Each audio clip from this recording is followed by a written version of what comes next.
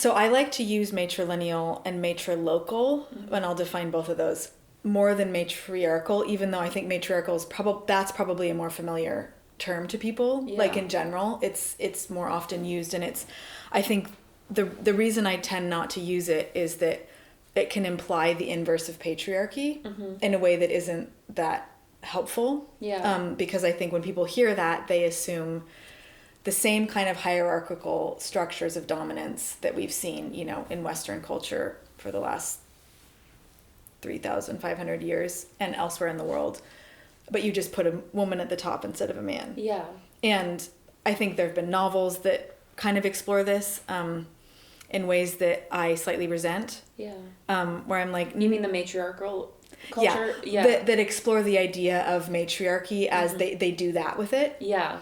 And they feel not historically well researched. Because in truth, there are no matriarchies, so-called, that look anything like a patriarchy. It's not just you put women in charge instead of men. So the reason I'm breaking down matriarchal into matrilocal and matrilineal is because it's easier to define matriarchal by characteristics like that. So matrilineal cultures are cultures that mark descent or follow descent through the mother line as opposed to the father line. So we're really used to patrilineal descent culture. So like my last name is my dad's. Yeah. Yours is your dad's. And that's just what happens. When people get married, traditionally, even the woman's name changes to the man's name, but the children receive the father's name. Yeah.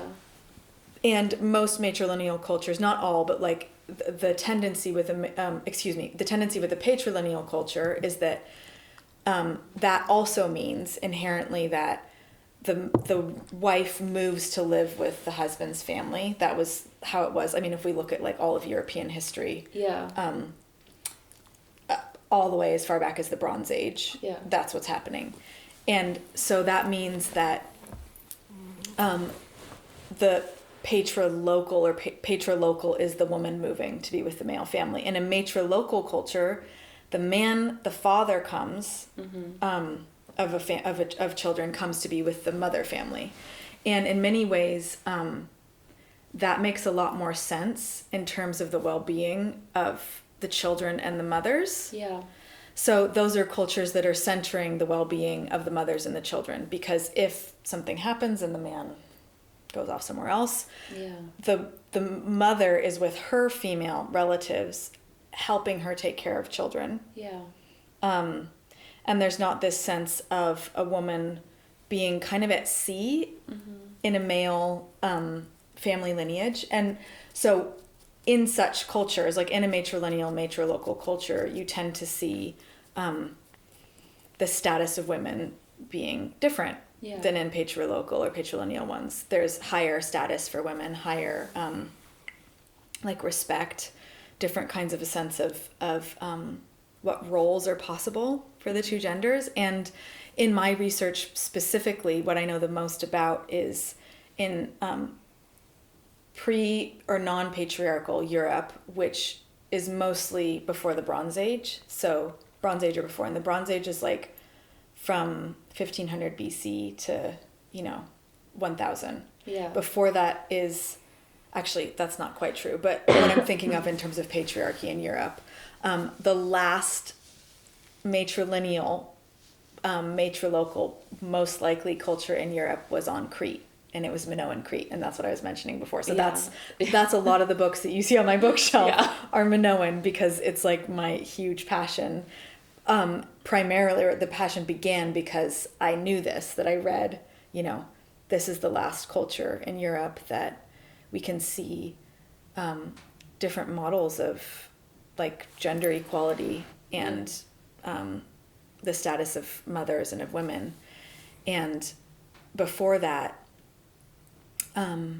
there's a whole, and I can get into this if you want, but Minoan Crete was the last of an old European culture pattern that term was coined by a Lithuanian archaeologist named Maria Gimbutas, who noticed that there was a very different Neolithic substratum beneath the Bronze Age substratum that she was studying. So the Bronze Age was kind of noteworthy for this Indo-European culture, series of Indo-European cultures that started coming from the east, from the like steppe area of the Caucasus, the Caucasian Mountains, and further east, and they brought with them very patriarchal culture patterns. Mm-hmm. But earlier than that, there's something very different that she noticed, and she called Old Europe, and those patterns persisted in Crete.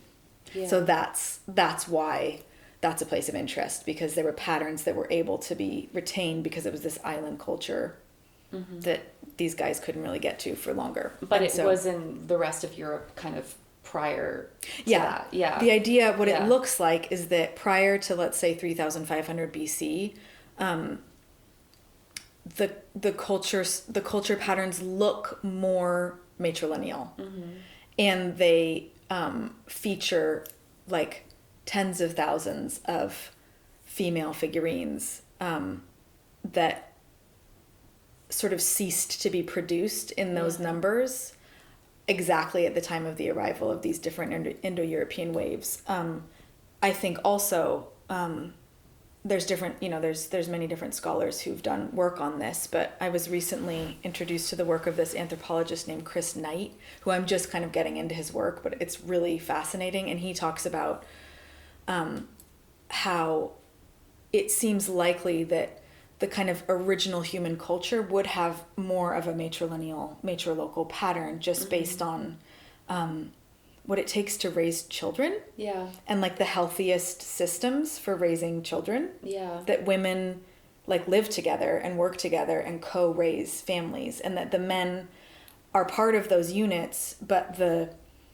overarching structure is based on mother descent. It just makes a lot of sense, and we see it in nature actually.